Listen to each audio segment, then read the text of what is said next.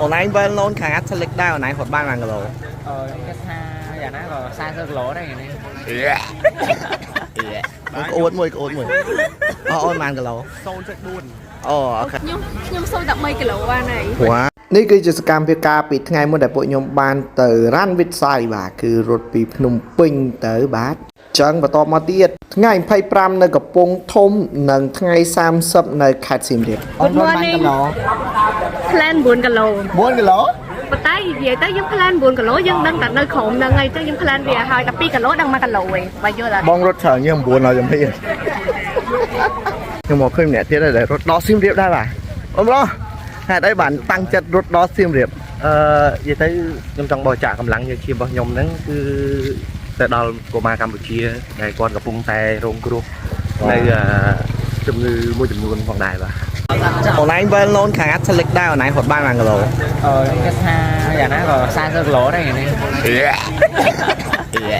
Ôn mùi. Ôn màn rồi. Sôn sẽ đuôn. Ok. Ai về đây. Chứ tăng ra mỏng trôn cho buồn. Cái buôn sign. Bà cái buôn sign sôn sẽ buồn. Cho bọn sợi. Nhưng sôi tập mây cái lỗ ba này. Wow, nè, mặt thằng để tí phong nè, cái bay cái lỗ ạ.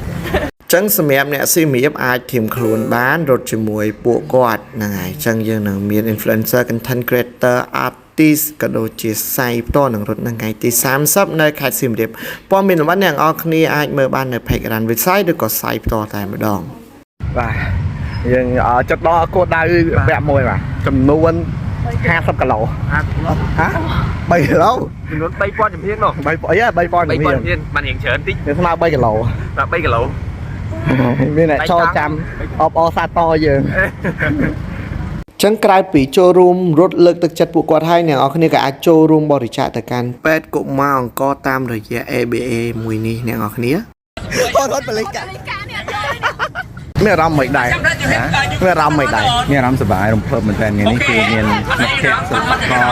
អ្នកមកចូលរួមគ្រប់គ្រងមកច្រើនមែនតើអរគុណ សឺមានអារម្មណ៍មានអារម្មណ៍ ថាសប្បាយដូចនេះហើយសំខាន់អាជាតិ endorphin ណាពេលយើងហាត់កីឡាហើយ endorphin វាចេញមកវាជួយជួយឲ្យស្រស់ស្រាយសប្បាយឥឡូវយើងបន្តរត់ទៅទៀតបាទ Let's go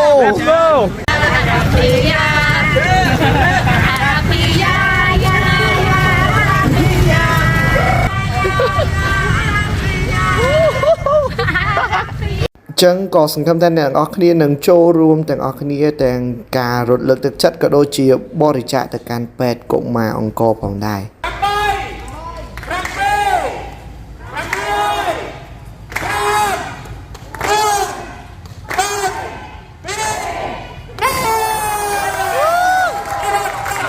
អរគុណដែលបានទស្សនាវីដេអូនេះហើយសូមជួយចែករំលែកផង